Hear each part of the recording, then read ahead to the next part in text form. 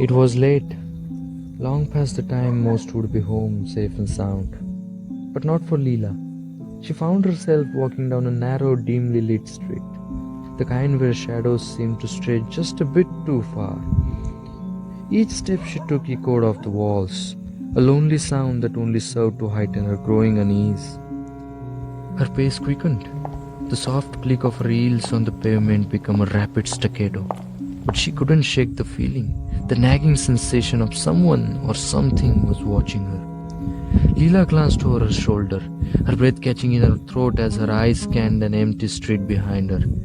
But there was nothing there, or so it seemed. She told herself it was just her imagination.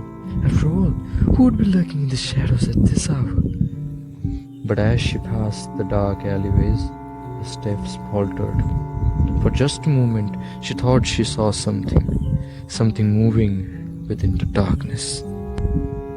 Leela stopped, her heart pounding against her ribcage, her breath coming in short and shallow bursts. The street around her was silent, too silent. Then, just as she began to think she might have overreacted, her phone buzzed.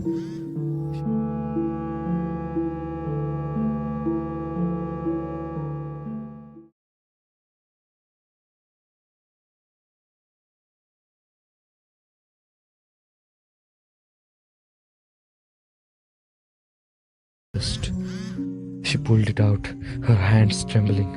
A single message lit up on the screen. "Are you alone?" The sender, an unknown number. She spun around, eyes wide open, but the street was empty as ever.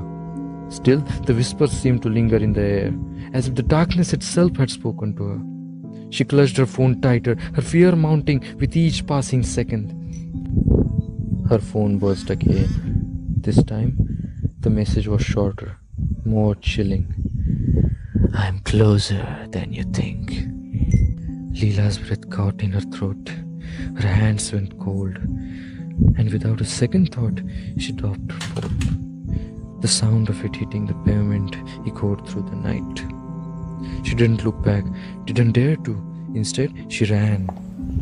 The whisper followed her, growing louder, louder and more intense until they were all she could hear. And as Leela disappeared into the night, the shadows that had seemed so still, so harmless, finally began to move. The darkness was actually alive.